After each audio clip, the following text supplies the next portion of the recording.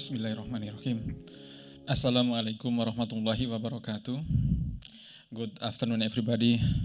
Alhamdulillah, assalatu wassalamu ala rasulillah. I am Anwar from Telkom University, Indonesia. So again, thanks for being in this room in this afternoon after lunch. So I do hope that you still can enjoy this session, and also we can share a very valuable result and also inspirations. Okay, I have only 15 minutes, so I do hope that I can present this 15 slides within 15 minutes. The title of my talk is the preparing Arlan, or in this case is Wi-Fi 6E, Wi-Fi 7 in the 6 gigahertz for Indonesia. So I will also talk about the potential outdoor usage and AI or machine learning for the coexistent method or interference mitigation between Wi-Fi and then fixed satellite services, and also with the 5G. Okay, how to go to the next? Okay, so this is just a very short introduction. So we start working on this research in 2016 after my return from Japan. So I was about 14 years in Japan and then returned back to Indonesia and start this laboratory. And then we work a lot with the government of Indonesia, which is the Kominfo at the time, and currently is Ministry of Communication and Digital, or Komdigi of Indonesia. And then based on this research project and also research study developed in our lab, we are expecting that we can share for the Wi-Fi 6E or 7s in the 6 gigahertz. And then everybody can see that this is my 5 top project or top product currently. So the first one maybe has a big relation to this topic, is that we have developed MCRBS and 5G Merdeka. This is standing for Mobile Cognitive Radio Base Stations. So we developed the technology for the post-disaster recovery network. So in this case, we developed for both Wi-Fi, because to help the victims, we need to have the connection to the victim, and also we develop the 4G and 5G base station to help the victims. And then we also develop the communication between our base station to the drone or to the hubs to extend our network coverage to help the victim after the disaster. And then the second one related to this topics is the number 5, which is based on AI and also the high order modulation coding scheme for the Wi-Fi 6E or Wi-Fi 7, or even though maybe Wi-Fi 8. And then, okay, so this is some techniques we develop, how we can use the quantum machine learning to demap or to decode if in the future Wi-Fi is using very high modulation, more than 4K QAM. And then we test using 8K QAM, and then the result is very, very good. And then we are trying to explain and also show some recent result, because the complete result is under review in the IEEE.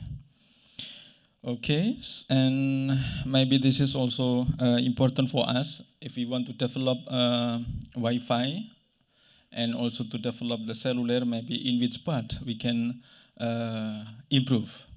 Everybody do not need to remember this equation, but I think that we can use the laser or not here? Oh, yeah. Okay, so yes, maybe if we are trying to increase the capacity, which is C here, which part is very important to be developed or to be increased by the government. So we have the many factors here. We have K, we have N, and we have B. and we have also M, and also we have R here, and also EB. So something red is which we cannot control. And then in this topic, maybe we can, for the government, maybe related to the B here, and then for the industry, we'll work related to the K, N, and also M here, and maybe also some how you can also develop R. But in this presentation, I would like to talk only about M here, and how we can minimize the sampling loss such that we can increase the capacity of the future Wi-Fi. And then this slide I took from the ITU workshop, 3GPP workshop on 6G in Korea this year in March 2025. I was really very happy that the trend in the future may be based on the circular, based on the circular modulation like this, yeah. But actually, the problem of having the circular modulation is that the distance between the constellations.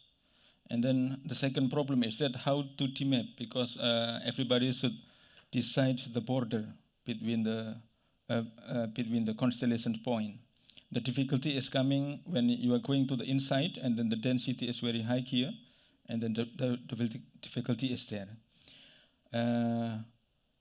However, to solve this, we are proposing to use the quantum machine learning. We are expecting that in the future, when the constellation is very complex, yeah, and then we can ask the help from the quantum algorithm to demap any kind of even random constellations. And then the Korea has investigated if we can use the circular modulation like that, we can get improvement at least 1.3 dB. And when we see the sampling loss and compared to the Shannon capacity here, the gap is also smaller. So it means that in the future we can have the good constellation maybe change compared to the existing one currently. And then we try to develop the new constellations. Yeah, this is the left-hand side. This is for the 4K QM or 4096 QM, and then we propose the constellation is like this. And then for the case of the 8K QM or 8192 QM, so the density is becoming very high like this. And then of course the distance between point is smaller, so the bit error performance is also getting worse if compared to this one. However, we would like to propose the algorithm, quantum machine algorithm, to detect this. And then finally we have the successful result. But I don't know that. Oh, maybe okay. So I skipped that point, but we have already the good result for that constellations. And then in this slide, I am trying to give the recent update on our project funded by our government of the COMDG. So we are currently developing study, making study on potential regulatory framework for the outdoor LAN, because in Indonesia we use the R LAN here is only for the indoor, but we are making the experiment for the case of the outdoor for the frequency band of this one. And then we also study the coexistence between R LAN and also IMT in the upper part. Yeah, so this is when in the future we need to extend the R LAN in the future in the upper part of the 6 gigahertz, and then what will happen in that case. And then we also making study on the use of the guard band between R LAN and also IMT for the upper 6 gigahertz. So this is what we are currently doing, and we will make a report in the end of this year to the government. And then, okay, and at the second item there, currently we found that countries permitting outdoor access point for the implementation of the R LAN mandate the use of AFC, So this is what we found currently. That we also discussed with the government about this method or this algorithm to minimize the interference impact on the incumbent services. And then everybody that for the next item, we also make the studies on the impact of the 6 GHz RLAN operation on FSS. And we conclude that interference for the RLAN in the 6 GHz band does, should be, does not occur for the FSS uplink. However, based on our assessment, this interference can be considered negligible because the RLAN signal for the case of Indonesia is for the uplink. So when we see this, that it will be okay, for the application or implementation of RLAN for the upper part and also lower part. For the lower part, Indonesia has decided, but for the upper part, not yet. But based on the study, current result, this will be okay in Indonesia. And then similar, but a little bit different compared to the professor Goss from USA, that we are actually also investigating the application of outdoor RLAN in the 6 GHz for the stadium. But what we solve here is that first we should define what is the definition of outdoor and indoor, and also what is the case for the stadium. So for the case of the stadium, this is indoor or outdoor. So we also make a study on that and provide the result to the government. And then I think this is also a very important slide, that we highlight the Ministry of Communication and Digital Regulation, which we call Permen Komdigi number 2 of 2025, that we allocate the lower part of the 6 GHz band. This is for Wi-Fi with the type of LPI with the maximum power of 23 dBm and VLP with the maximum power of 14 dBm. And then for the upper part, it is not regulated yet.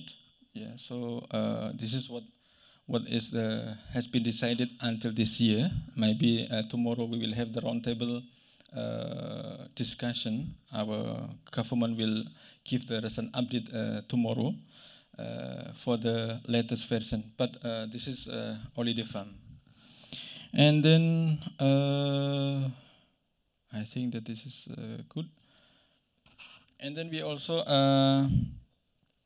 make study for the outdoor RLAN. If we want to extend the Wi-Fi for the upper 6 GHz, and then how the interference or what potential interference will be for the upper part when we have the 3 technology. So we have Wi-Fi, we have the 5G or IMT, and we have also the FS and also FSS in the upper part of the 6 GHz. So this is the current our current mapping for the 6 GHz band. So everybody can see that for the lower part it is a little bit simple, but for the upper part it may be complicated. So we are trying to make simulation and experiment for the upper part. And then this is our results, current result. This is the temporary result. We will make the final result in the end of this year. So interference from RLAN to FSS in the lower part, may be ignored since FSS is in the uplink direction, and then interference from RLAN to FS in the upper part may also be ignored because the FS is in different band. This is our current study or current result.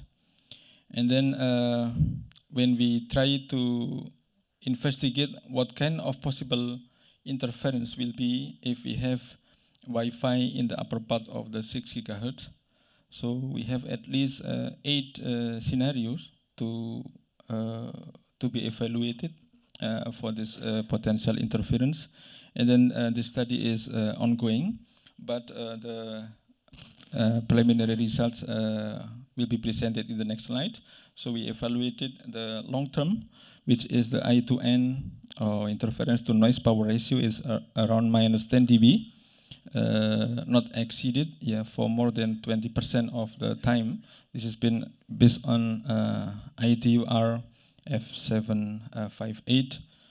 And then for the short term, we decide the I to N plus 19 dB, not exceeded for the for that percentage. And then the results is like this. That we found that for the case of the rural area, for the short term, are all satisfied, while for the long term is only satisfied when we use the low deployment. And then for the suburban, all criterion of both short and long term are satisfied. So this is our current simulation. And then maybe we will also still develop this result to evaluate the possible interference for the Wi-Fi in the upper part of the 6 gigahertz band. Okay, and then we also use the AI, but AI in this case is to evaluate or to monitor whether in the signal we receive, it is including both 5G and Wi-Fi or not, or both 5G and satellite signal or not. So we try to use the machine learning here to identify or to distinguish what is currently being active in that band. So we use this AI algorithm, and then we found that the algorithm, because this is still under development, so I struggle to differentiate class 3. Class 3 is 5G and class 4 is Wi-Fi plus 5G.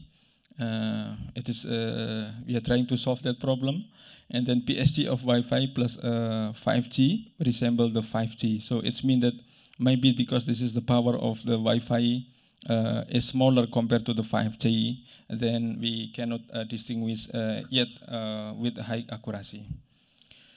Okay, as the conclusion, the future trend of modulation is on the use of more than 4K QM to increase the target of higher throughput for Wi-Fi. Beside the bandwidth and also the number of the antenna, there will be some good technology candidate in the future to map or decode very high constellation of more than 8K QM. For example, the quantum machine learning. Indonesia has decided to use the lower 6 GHz for the RLAN based on our regulation Permen Komdigi number 2 2025 for indoor and outdoor, and also for the outdoor with VLP. And then we are further studying the possible use of Wi-Fi 6E in the upper 6 GHz, where FSS and microwave link are currently the incumbent services, with possible IMT 2020 as the new technology at the same band as the Wi-Fi. And then we use the AI and also the cut band for the minimizing the interference. So again, thank you very much, and wassalamualaikum warahmatullahi wabarakatuh.